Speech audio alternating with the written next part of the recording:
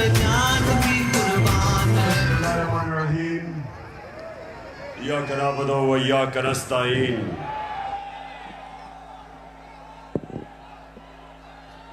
मैं सबसे पहले अपने पिंडी के एमएनएज, मेरे एमपीज, मैं आप सबको मुबारक देता हूं, खराज तहसीन पेश करता हूं कि आपने इतने थोड़े वक्त पे ये जलसे को ऑर्गेनाइज किया और माशाअल्लाह लियाकत बाग में इस तरह का जलसा, इस तरह की रौनक, मैं आप सबको, आपको भी, मेरी बहनों को भी, नौजवानों को भी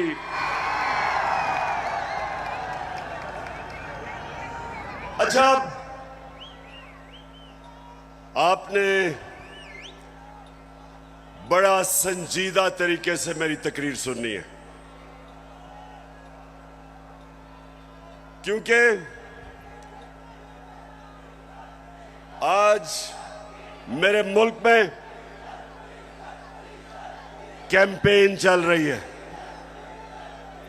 और मैं उस कैंपेन के ऊपर भी आऊंगा। उस कैंपेन का एक ही मकसद है कि मेरी कौम को हकीकी तौर पे आजाद ना होने दो। मेरे नौजवानों, खास तौर पे आप, मैं भी बैठा आपको देख रहा था, मुस्तकबिल आपका है।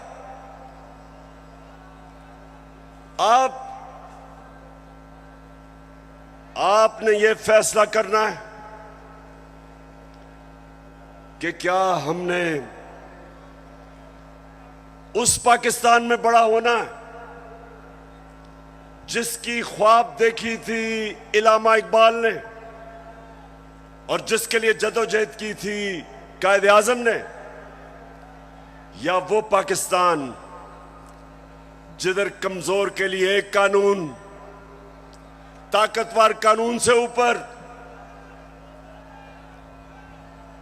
कमजोर अपने हकूक ढूंढता है और ताकतवर सारे कानून तोड़ता है।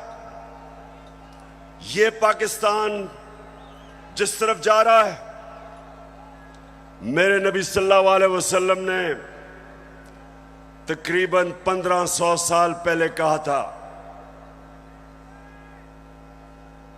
कि तुम्हारे से पहले बड़ी कौमें तबाह हुई। जो कमजोर जब चोरी करता था तो जेल में डाल देते थे, लेकिन जब ताकतवर जुर्म करता था तो वो माशरा उनको नहीं पकड़ता था, कौम तबाह हो जाती थी। आज अगर हमारी कौम एक अजीम कौम नहीं बन सकी तो वो जो मेरे नबी सल्लल्लाहु अलैहि वसल्लम ने 1500 साल पहले कहा था, उस वजह से नहीं हो सकी। जिस मुल्क के ऊपर उसका सारा करप्ट टोला डाकू ईवानों में बैठ जाए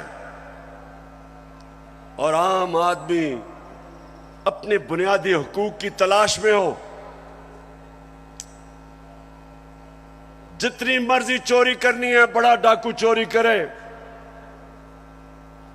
उसको पाकिस्तान का जब निजाम, इंसाफ का निजाम नहीं पकड़ता, उस मुल्क का कोई मुस्तकबिल नहीं है।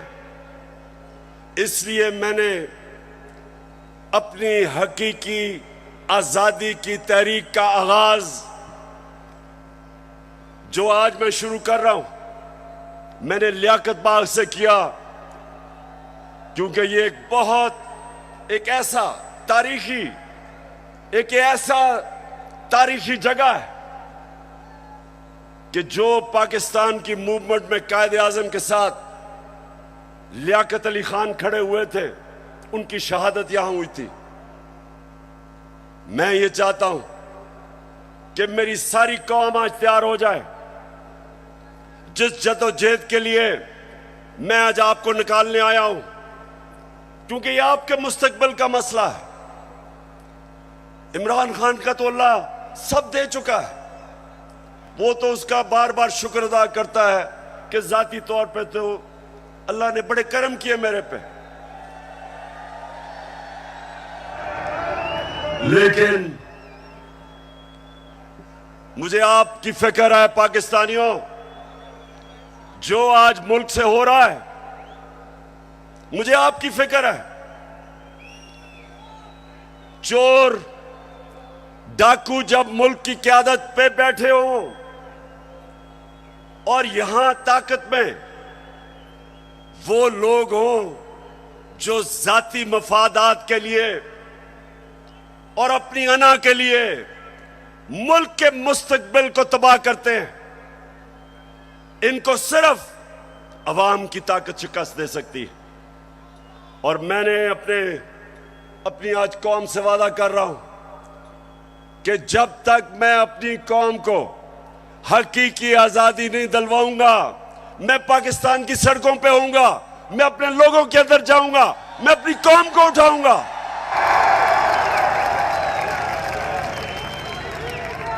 क्यों? नौजवानों सुनो, क्यों इमरान खान को हटाने की जरूरत पड़ी? क्यों बैरूनी साजिश, क्यों बैरूनी साजिश से इमरान खान को हटाया गया? जरा सुने वजह क्या थी। क्या इमरान खान मुल्क के पैसे चोरी करके बाहर बड़े बड़े महल्लात खरीद रहा था? क्या ये मुल्क के पैसे मनी लॉन्ड्रिंग कर रहा था? क्या लोगों की जमीनें चोरी कर रहा था, कब्जे कर रहा था, फैक्ट्रियां बना रहा था? मैंने जितनी देर क़यादत की, इससे कम टाइम पे, जब नवाज शरीफ 1990 में आया था, 17 फैक्ट्रियां बना चुका था। 17 फैक्ट्रियां बना चुका था। मैं सिर्फ क्यों निकाला नवाज शरीफ को? क्यों निकाला? क्योंकि उसने चोरी की थी। लेकिन इमरान खान की रिजीम चेंज क्यों की गई? क्योंकि वो अमेरिका की नौकरी नहीं करना चाहता था। वो एक आजाद फॉरेन पॉलिसी बनाना चाहता था, जिसका मेरी बहनों और नौजवानों समझो आजाद फॉरेन पॉलिसी क्या होती है। वो फॉरेन पॉलिसी होती है जो अपने अवाम की बेहतरी के लिए होती है। जो फॉरेन पॉलिसी दूसरे मुल्कों के मफादात की हिफाजत करने के लिए होती है और अपने लोगों को दूसरों के लिए कुर्बान करने के लिए होती है, उस फॉरेन पॉलिसी के खिलाफ में आया था। मैं ये नहीं चाहता था कि अमेरिका की जंग में मेरी कौम जाए और 80,000 मेरे लोग उस जंग के अंदर कुर्बान हो अमेरिका के लिए। मैं नहीं चाहता था कि अगर आप अमेरिका अफगानिस्तान में यहां से हमारे ऊपर से कोई कार्रवाई करे, मैं नहीं चाहता था कि मेरा मुल्क मुलव्वस हो उसमें। क्योंकि मैं क्यों चाहूं कि अफगानिस्तान से हमारे ताल्लुकात खराब हो? मैं चाहता हूं कि मेरी फॉरेन पॉलिसी हो जो मेरे लोगों की बेहतरी में हो। अगर रूस से मुझे 30 या 40% कम कीमत पे तेल मिलता था और मैं अपने लोगों को सस्ती पेट्रोल और फजलुर रहमान दूं, तो मैं क्यों ना दूं?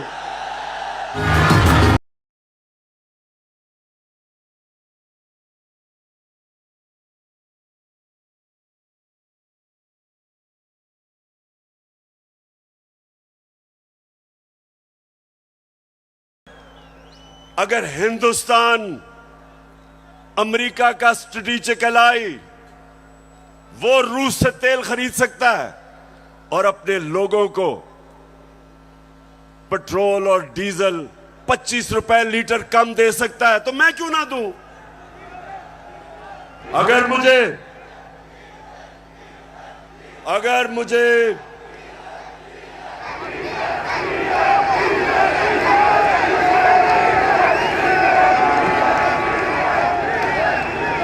सुने नौजवानों, ये जरूरी है सुनना। देखें, अब आप समझ जाए, आजाद फॉरेन पॉलिसी है हिंदुस्तान की। उनका मुल्क सारे फैसले करता है अपने लोगों की बेहतरी के लिए। हमारे यहां जो गुलाम बैठे हुए थे, फैसले करते हैं दूसरे मुल्क के लिए, अपने लोगों को कुर्बान करते हैं। हम दूसरों की जंगों में शामिल होके अपने मुल्क की तबाही करते हैं। सबसे ज्यादा जो लोग बात नहीं करते, अमेरिका की जंग में जो कबायली इलाके के लोगों से जो जुल्म हुआ, जिस तरह सारा कबायली इलाका उजड़ा, 400 ड्रोन अटैक हुए, औरतें बच्चे मारे गए, उनकी जंग की वजह से 35 लाख कबायली इलाके के लोग नकल मकानी कर गए। कौन जिम्मेदार है? सिर्फ इसलिए कि यहां थोड़े साहिब इख्तिदार बैठे हुए थे जिनको थोड़े डॉलर मिलने थे, जिन्होंने थोड़े से डॉलरों के लिए अपने मुल्क को वो नुकसान पहुंचाया जो अभी भी कबायली इलाका नहीं उस नुकसान से बचा। दूसरी चीज, मैं हमेशा कहता था कि अफगानिस्तान में जो अमेरिका गया है, इसका कोई मिलिट्री हल नहीं है, डायलॉग से मसला हल होगा। और यह पसंद नहीं था उनको। और आखिर में मैंने, जब वो अमेरिका वहां से गया, तो उनके भी लोगों ने कहा कि जो मैं कहता था ठीक, लेकिन उनको पसंद नहीं है। उनको आदत पड़ी हुई थी शहबाज शरीफ जैसे गुलामों की, और नवाज शरीफ जो सदर ओबामा के सामने पर्ची पढ़ के थैंक यू कहता था।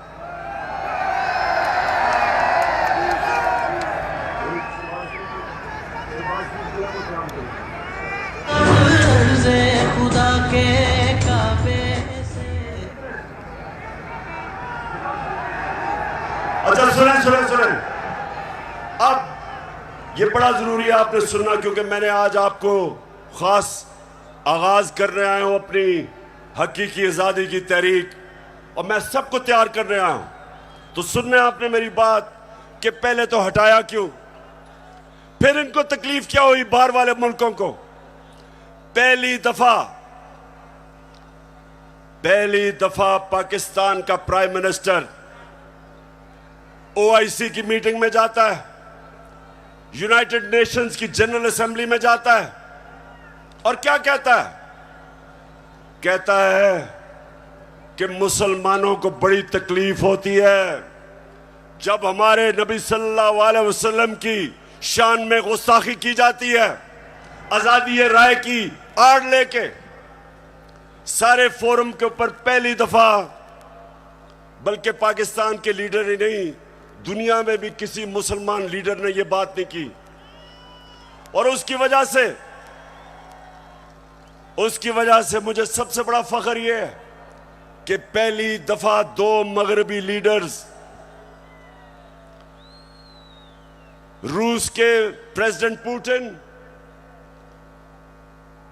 और कनाडा का जस्टिन ट्रूडो प्राइम मिनिस्टर, दोनों ने स्टेटमेंट दी कि आप आजादी राय की आड़ लेके हमारे नबी सल्लल्लाहु अलैहि वसल्लम की शान में गुस्ताखी नहीं कर सकते। यह कभी पहले नहीं हुआ। और 15 मार्च, जो मुझे सबसे ज्यादा फख्र है, आप अगर मेरे से पूछे ना कि 3.5 साल में किस चीज में सबसे ज्यादा फख्र हुआ, 15 मार्च यूनाइटेड नेशंस ने फैसला किया कि एंटी इस्लामोफोबिक डे बनाया में।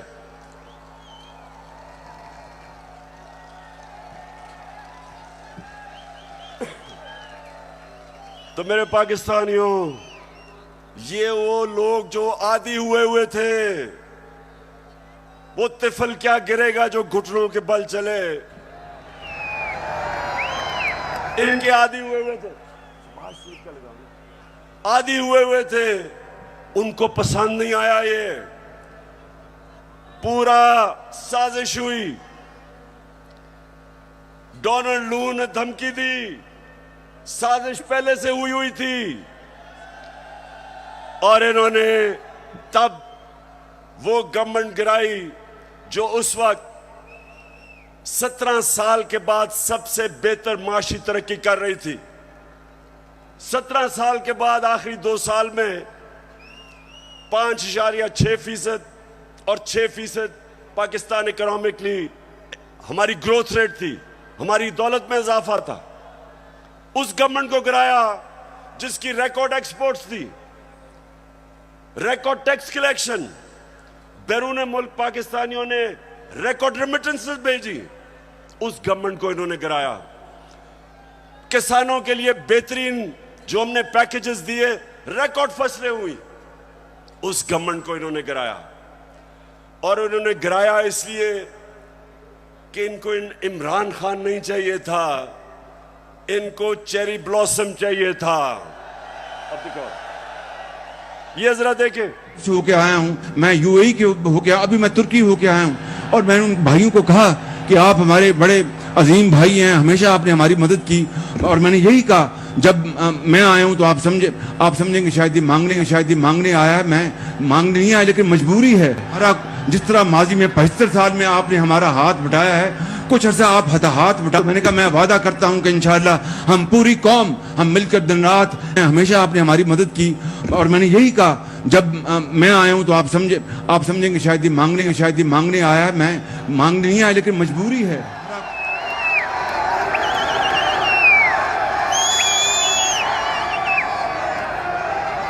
तो मेरे नौजवानों, मैं इसलिए आपके पास आया हूं, मैं भी मांगने नहीं आया, मैं आपको तैयार करवाने आया हूं कि अगर इस वक्त मेरी कौम खड़ी नहीं होगी, इस तरह के लोगों की गुलामी करेंगे जो कहता है कि जी हम तो भिखारी हैं, बेगर्स आर नॉट चूजर्स। तो मैं, अब सुने जरा मेरी बात, मैं अगली बात करना चाहता हूं।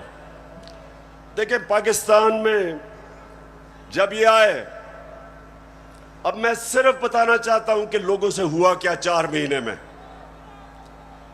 मुझे जितने लोगों ने बताया कि जब उनके पास बिजली के बिल आए,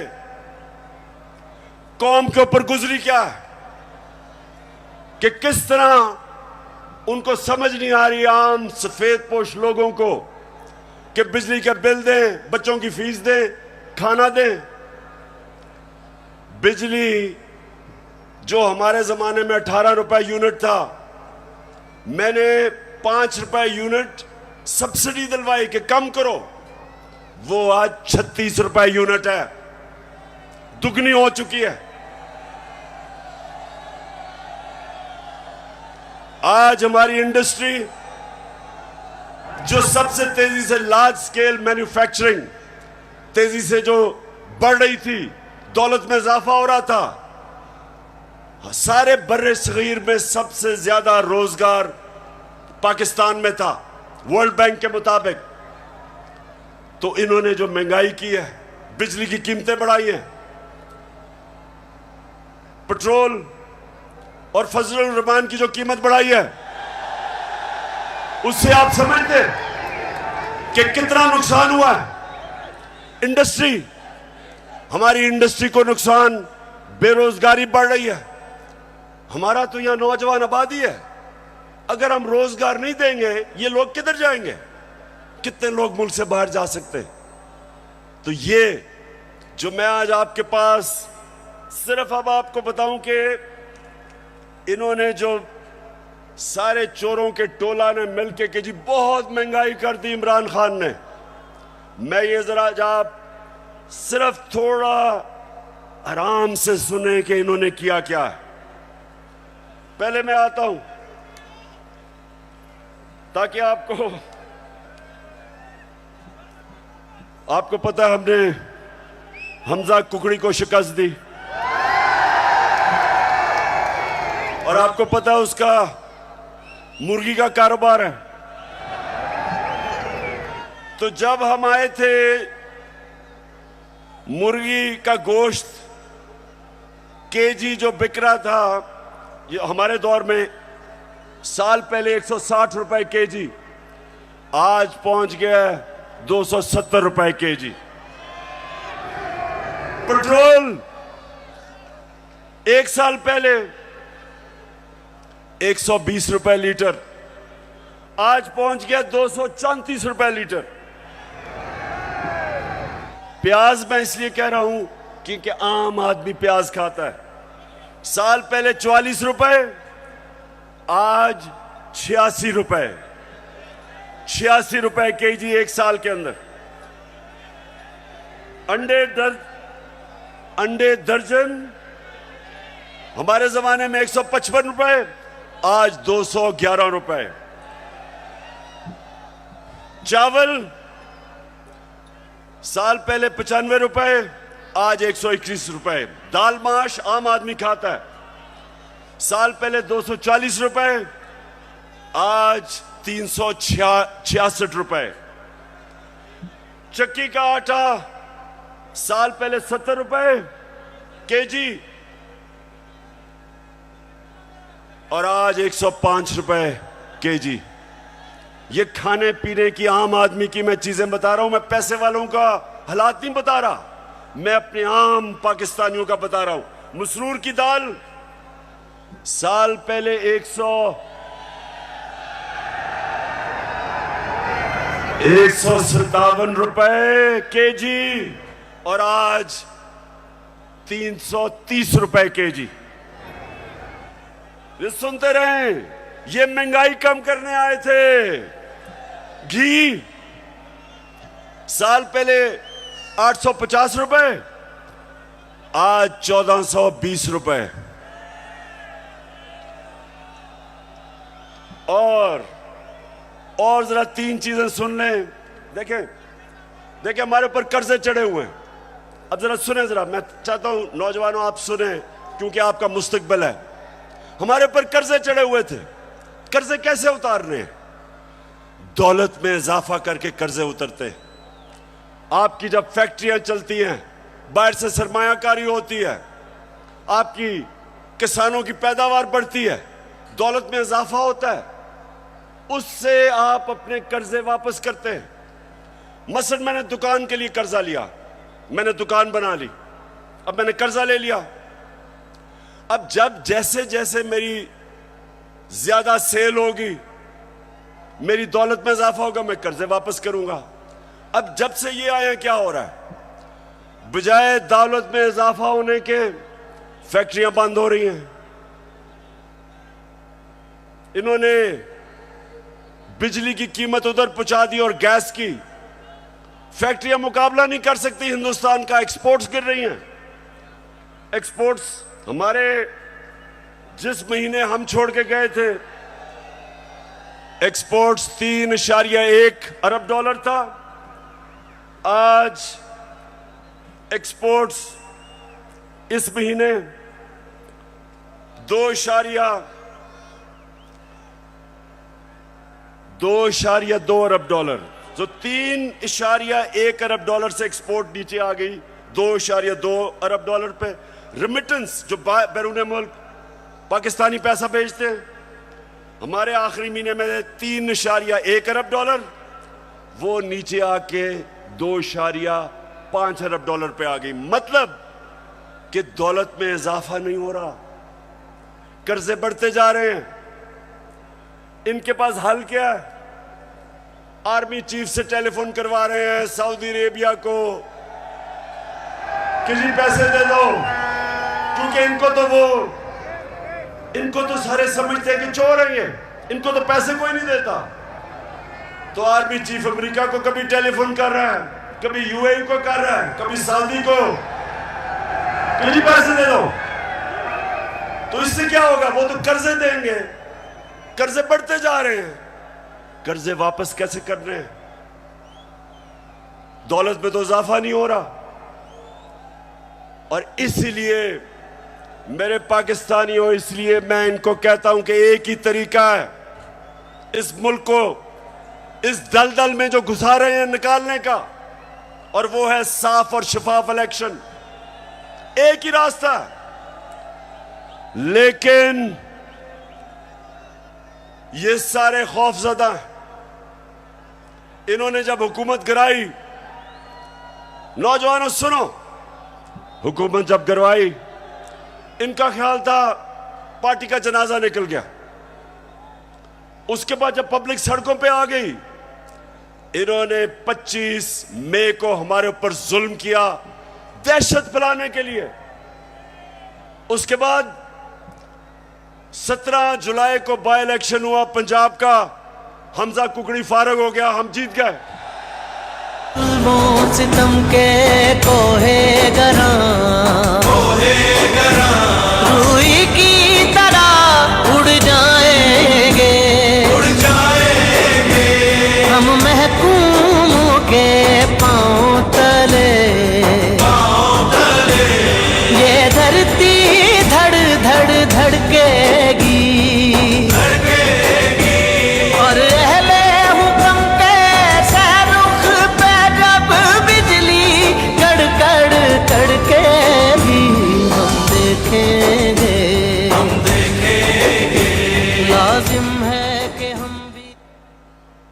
तो जब 17 जुलाई धांधली के बावजूद ये जो इन्होंने चीफ इलेक्शन कमिश्नर बैठाया हुआ है, इसने पूरी खिदमत की मरियम की और हमजा की, पूरी कोशिश की, धांधली की, इंतजामिया इनके साथ, पुलिस इनके साथ।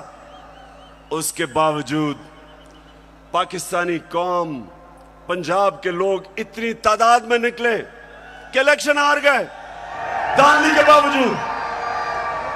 उसके बाद इनको और खौफ आ गया। उसके बाद इन्होंने एक और प्लान लेके आए। इन्होंने कहा अगर हम अब इलेक्शन करवाएंगे तो ये तो 2/3 अक्सरियत ले जाएगी तहरीक इंसाफ। डर गए, खौफजदा हो गए। फिर इन्होंने एक और प्लान बनाया, और प्लान बनाया कि तहरीक इंसाफ को क्रश करो।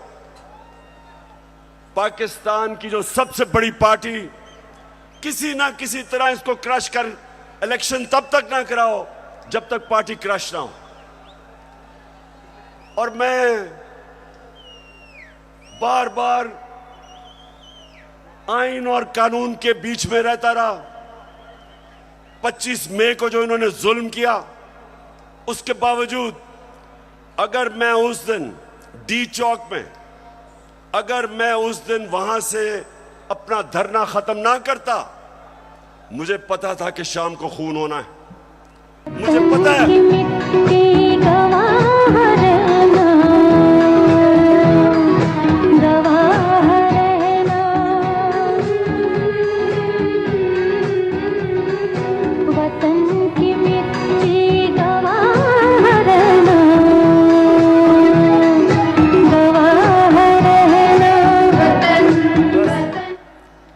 तो मैंने वापस इसलिए 25 मई को मैंने धरना इसलिए खत्म किया कि मैं नहीं चाहता था कि यहां तोड़ फोड़ हो, मैं नहीं चाहता था मुल्क में इंतशार हो, मैं नहीं चाहता था कि मेरे मुल्क को नुकसान हो। और मुझे पता था कि जिस तरह पुलिस ने दहशतगर्दी की और रेंजर्स ने हमारे ऊपर जिस तरह रबर बुलेट चलाई औरतों बच्चों पे, मुझे पता था कि अगले दिन इंतशार होना था। मेरे ऊपर केसेस कर दिए, 16 FIR मेरे पे काट दी। उसके बाद इन्होंने क्या किया, जरा गौर से सुने ताकि मैं आपको अपना अगला लाएअमल बताऊं। इन्होंने किया क्या, इन्होंने उसके बाद फैसला किया कि तहरीक इंसाफ को दबाया जाए। हमारे वर्कर्स के ऊपर FIRs, धमकियां,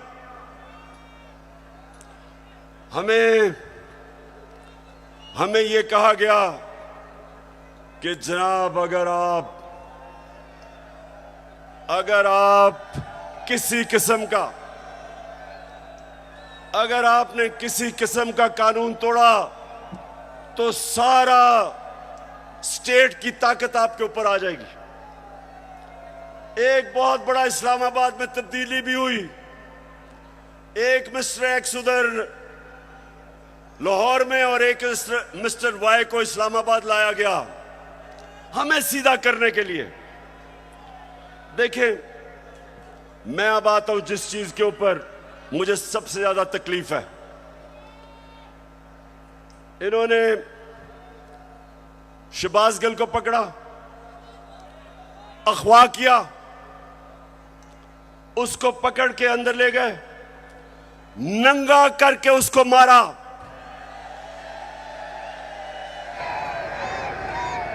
दो तीन दिन तक मुझे तो पता नहीं चला। जब मेरे वकील मिलने गए, उन्होंने मुझे आके बताया कि उन्होंने उसका क्या हशर किया। अब शहबाज गिल, जरा मैं सारे पाकिस्तानियों का तो जरा गौर से मेरी बात सुने। वो एक प्रोफेसर है, वो अमेरिका में कॉलेज में पढ़ाता है। वो अपने मुल्क के लिए आया कि यहां वो भी एक नए पाकिस्तान के लिए जद्दोजहद करेगा। उसका कितना बड़ा जुर्म था, कितना बड़ा जुर्म था कि पहले उसको उठा के उसकी गाड़ी का शीशा तोड़ा, उसको उठा के ले गए। उसके ड्राइवर की बीवी को उठा लिया, 10 महीने की बेटी उसकी, उसको ले गए और उसको नंगा करके इन्होंने उसको मारा, उसकी तस्वीरें बनाई। जब वो ज़हनी तौर पे जब वो डिस्टर्ब हुआ तो उसकी तस्वीरें बनाई। मैं वो लोग जिन्होंने ये किया, मैं उन सारों को आज उनसे मुखातिब हूं कि आप सोचें कि आपसे ये होगा, कभी हुआ तो आपके और आपकी फैमिली के ऊपर क्या गुजरेगी। सोचें, एक इंसान की आप डिग्निटी खत्म कर रहे हैं। उसको जानवर भी इस तरह की हरकतें नहीं करते। अल्लाह कुरान में कहता है कि मैंने इंसान को वो सलाहियत दी है कि फरिश्तों से भी ऊपर बना दिया, लेकिन साथ वो ये भी कहता है कि जब इंसान गिरता है वो जानवरों से भी नीचे चला जाता है। ये जो इन्होंने किया है, ये जानवरों से भी नीचे चले गए हैं। खुदा के काबे से सब बुत उठवाए जाएंगे, हम रहले सफा। फिर झूठ बोला जाता है।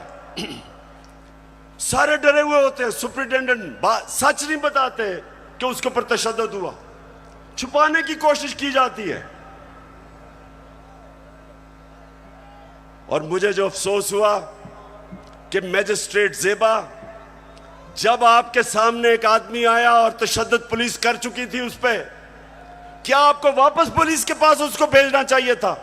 आपको तफ्तीश नहीं करनी चाहिए थी?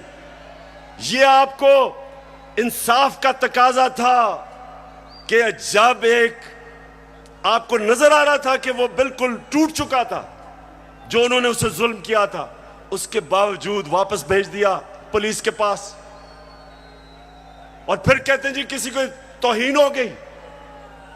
ये आप जो इतना बड़ा रुतबा है जज का, उससे आप इंसाफ नहीं कर रहे। और जो आईजी और डीआईजी इस्लामाबाद, इनके ऊपर, दोनों के ऊपर केसेस हमने दर्ज करवाए हैं, आप इनके ऊपर एफआईआर कटवाई है। और मैं सारी अपनी कौम को कहता हूं कि ये आजाद मुल्कों में ऐसी चीजें नहीं होती। सिर्फ गुलाम मुल्कों में, जिधर आपके हकूक नहीं होते, जिधर इंसाफ नहीं होता, जिधर आइन की और कानून की बालादस्ती नहीं होती, उन कौमों में ये होता है। वहां लोग गुलाम होते हैं, वो कभी ऊपर नहीं आ सकते। जिस कौम के अंदर इंसाफ नहीं होता, वो कभी ऊपर नहीं आती। नबी सल्लल्लाहु अलैहि वसल्लम ने मदीना में लोगों को इंसाफ दे के आजाद कर दिया था। उन्होंने सबको कानून के सामने एक बराबर खड़ा कर दिया था। कोई ताकतवर किसी कमजोर पे जुल्म नहीं कर सकता था, इसलिए वो आजाद हो गए थे। हमारा हर जगह ये जो शहबाज गिल का केस है कि नवाज शरीफ ने उससे बहुत बुरी बातें पाकिस्तानी फौज के खिलाफ की है। देखें जरा इनकी टेप से इन्होंने क्या क्या कहा हुआ पाकिस्तानी फौज के ऊपर। नवाज शरीफ ने, ख्वाजा आसिफ ने, मरियम ने, उनको क्यों नहीं पूछते? क्योंकि वो ताकतवर हैं। वो बेचारा अमेरिका से आया था, कहा कि उसको पूछने वाला कोई नहीं, उसको इस तरह आपने जलील करके। और मुझे शर्म आती है कि हमारे मुल्क में इस तरह की इंसानों को जलील किया जाता है। और इंशाअल्लाह इसका हम पूरा कानूनी तौर पे हम पूरा इंसाफ लेके रहेंगे इसके ऊपर। बाजवा साहब, आपने हमारी अच्छी भली चलती हुकूमत को रुखसत करवाया, जजों से जोर जबरदस्ती से फैसले आपने लिखवाए। जनरल बाजवा साहब, आपको 2018 इलेक्शन में अवाम के मैंडेट की चोरी का हिसाब देना है। हाँ, नवाज शरीफ ने ये जरूर किया कि उसने किरदारों और इदारों के दरमियान एक वाज़ेह लकीर खींच दी है। एक या दो अफराद इदारा नहीं हुआ करते, एक या दो अफराद इदारों की बदनामी का बायस बना करते हैं।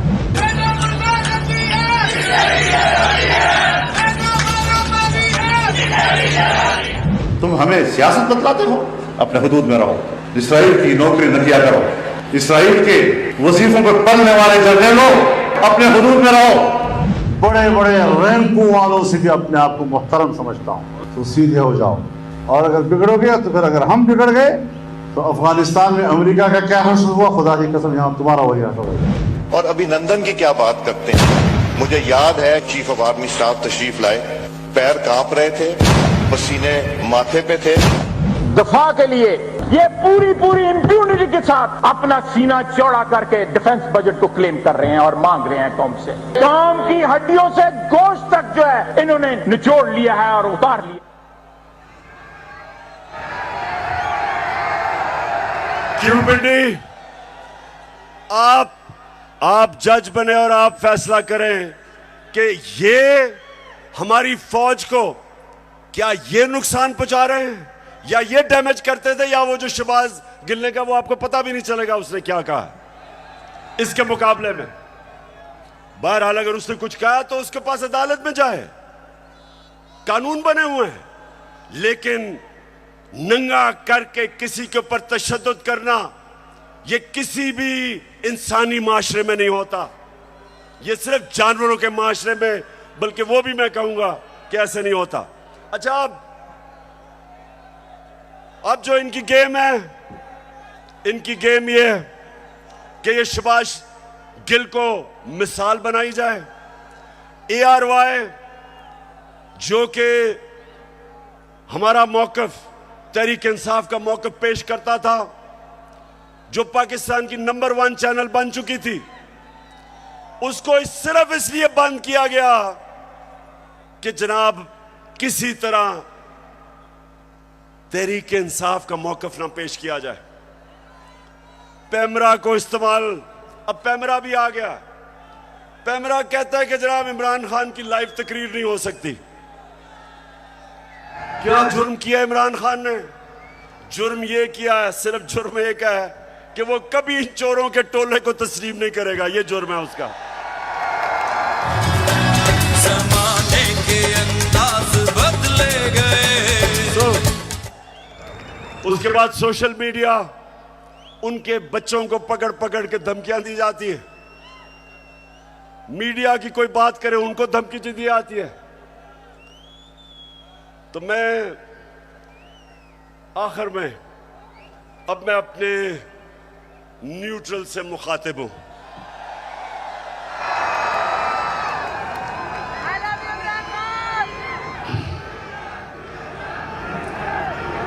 मैं सबसे पहले आपको यह बताना चाहता हूं, वो वाले जो 4 लोगों की इनकी स्टेटमेंट है ना,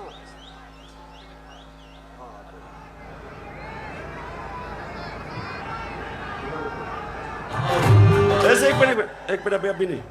अब जरा सुने गौर से, क्योंकि मैं अपने न्यूट्रल से मुखातिब हूं। मैं अब जरा उनको बताना चाहता हूं हमारे से हुआ क्या। जब 25 मई को हमारे ऊपर पुलिस ने तशद्दुद किया, तो पुलिस के अंदर से मुझे बताया गया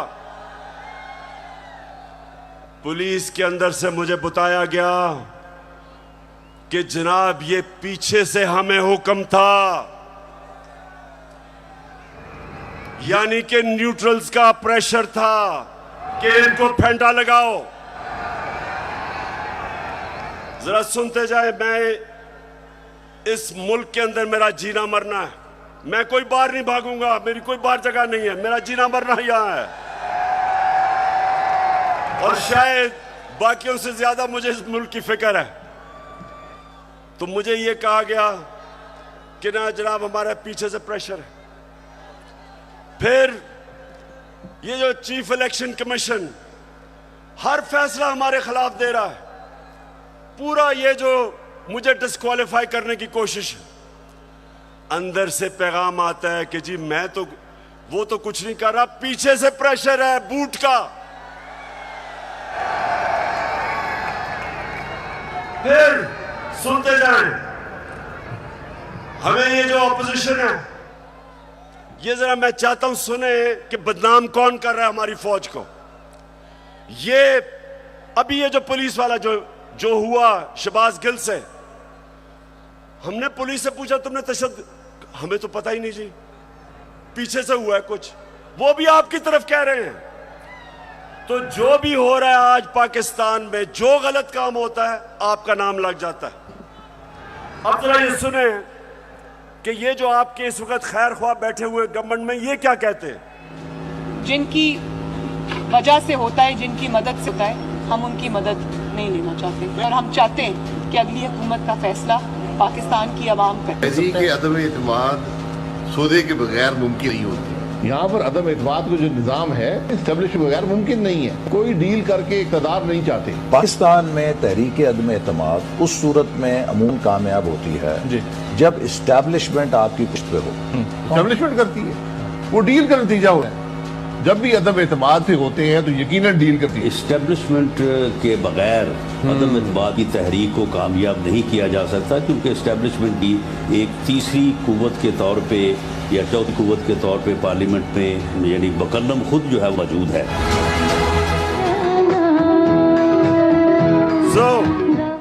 सो मैं ये सवाल पूछता हूं, कौन किसको बदनाम कर रहा है। और उसके बाद जरा सुनते रहे, हमें पैगाम आता है, मेरे घर से कोई मिलने आता है, उसको टेलीफोन आ जाता है एजेंसी से जी कि जी आप क्या करने गए थे। मेरे घर में लोग मिलने आ रहे हैं, पुलिस खड़ी है नीचे, उनके जूते उतार रही है। ये पुलिस नहीं कर रही, पुलिस हमें खुद बताती है कि पीछे से न्यूट्रल्स का हुक्म है हमें। तो मैं आज पूछता हूं कि क्या आप न्यूट्रल हैं या नहीं हैं, बताएं हमें। और अगर नहीं है तो क्यों इस मुल्क को इतना नुकसान पहुंचा रहे हैं। अगर इन लोगों के साथ आपने खड़ा होना है, तो क्या आपका ख्याल है कि जो कौम 30 साल से इनको चोर समझती है, वो क्योंकि आज आप इनके साथ खड़े हैं, वो इनको पाक कर देगी, वो मान जाएगी कि ये नहीं, चोर नहीं है। आपको भी नुकसान पहुंच रहा है। मैं आज इसलिए कह रहा हूं सब कुछ कि मुझे पता है प्लान क्या बना हुआ है। जो मिस्टर वाई आया, मुझे पता है वो क्या प्लान बना के आया है कि मीडिया को दबाओ, आवाज बंद करो, इनको डराओ धमकाओ, शहबाज गिल को मिसाल बनाओ, इमरान खान को जेल में डाल दो। इमरान खान को जेल से कोई फर्क नहीं पड़ेगा। जो करना करो, जो करना करो। मैं अपनी कौम के सामने सारी कौम को इकट्ठा करूंगा, और अगर ये जो डिस्क्वालीफाई कर रहे हैं जी, फंडिंग केस या फलाना केस, जो भी आप करेंगे आप अपनी कौम को नुकसान पहुंचाएंगे। क्यों? क्योंकि सबसे बड़ी पाकिस्तान में इस वक्त नेशनल लेवल पे फेडरल पार्टी तहरीक एक ही है, तहरीक इंसाफ। सारे पाकिस्तान में है, सारे सूबों में है। ये मुल्क को इकट्ठा रख सकती है। कभी फौज अकेला मुल्क को इकट्ठा नहीं रख सकती, नहीं तो ईस्ट पाकिस्तान को इकट्ठा रख सकते। पॉलिटिकल पार्टी जो सारे मुल्क में इंसानों को इकट्ठा करती है, वो मुल्क को मजबूत रखती है। उस पार्टी को कमजोर करने का मतलब पाकिस्तान को कमजोर करना है। और अगर आप इसी पार्टी को दीवार से लगा देंगे, जो आप इस वक्त प्लान बना हुआ है, मैं आपको यकीन दिला रहा हूं कि यहां श्रीलंका वाला हाल होने वाला है। अभी तो हम आइन और कानून के बीच में चल रहे हैं, लेकिन जब एक पॉलिटिकल पार्टी हट जाएगी रास्ते से, तो जो हालात है पाकिस्तान में, कौन रोकेगा पब्लिक को? 22 करोड़ लोग हैं। श्रीलंका तो 2 करोड़ से थोड़ी सी ज्यादा उनकी पूरी आवाम है। यहां तो 22 करोड़ पाकिस्तानी है। जो हालात हैं, अगर इसमें आप पॉलिटिकल पार्टी को खत्म करके इन चोरों को ऊपर मुसल्लत करेंगे, नुकसान तो मुल्क है। और मैं इसलिए आखिर में कहता हूं कि इस मुल्क के पास सिर्फ एक रास्ता है, और वो रास्ता है साफ और शफाफ इलेक्शंस का। ये जो बाकी तरीके इख्तियार किए जा रहे हैं, एक वो सेटअप, एक जिनके पास पब्लिक में निकल नहीं सकते, जलसा वो नहीं कर सकते, उन लोगों को अगर, और 30 साल से जो चोरी कर रहे हैं, अगर आप समझते हैं कि ये कौम उनको एक्सेप्ट कर जाएगी, कौम भी नहीं एक्सेप्ट करेगी, कोई भी इन्हें एक्सेप्ट नहीं करेगा, ना बाहर इनकी क्रेडिबिलिटी, ना पाकिस्तान में। और आगे हमारे मुल्क के हालात बिगड़ते जाएंगे। ये कर्जे लेके और समझना कि जी मुल्क चलना शुरू हो गया, क्योंकि कई मुल्कों ने कर्जे दिए। ये कैंसर का इलाज डिस्प्रिन से हो रहा है। कर्जे बढ़ते जा रहे हैं, कर्जे का बोझ बढ़ता जा रहा है। ये इस तरह मुल्क नहीं चलेगा। जब तक पॉलिटिकल स्टेबिलिटी नहीं आएगी, माशी हालात ठीक नहीं होंगे। तो मैं आखिर में अपनी तकरीर खत्म करने से पहले बलूचिस्तान के लोग, सिंध के लोग और राजनपुर और डेरा गाजी खान जिधर सैलाब आए हुए हैं, उधर के लोगों के लिए एक तो हम दुआ भी करते हैं, और मैं सारी गवर्नमेंट्स को, पंजाब की गवर्नमेंट को कह रहा हूं कि पूरी तरह मदद करें हमारे इलाकों में। केपी की गवर्नमेंट को कहूंगा कि जो भी हम कर सकें बलूचिस्तान में करें, और जो भी हालात हैं, मैं चाहूंगा कि जो हमारे लोग बड़े खुल के ऐसे मौके पे मोबिलाइज होते हैं, इन लोगों की मदद करें, क्योंकि लोग इस वक्त सैलाब की वजह से बहुत मुश्किल में। और आखिर में मैं ये भी मुबारक देना चाहता हूं सबको कि अभी जो कराची में बाय इलेक्शन है, तहरीक इंसाफ जीत गई है। पाकिस्तान जिंदाबाद।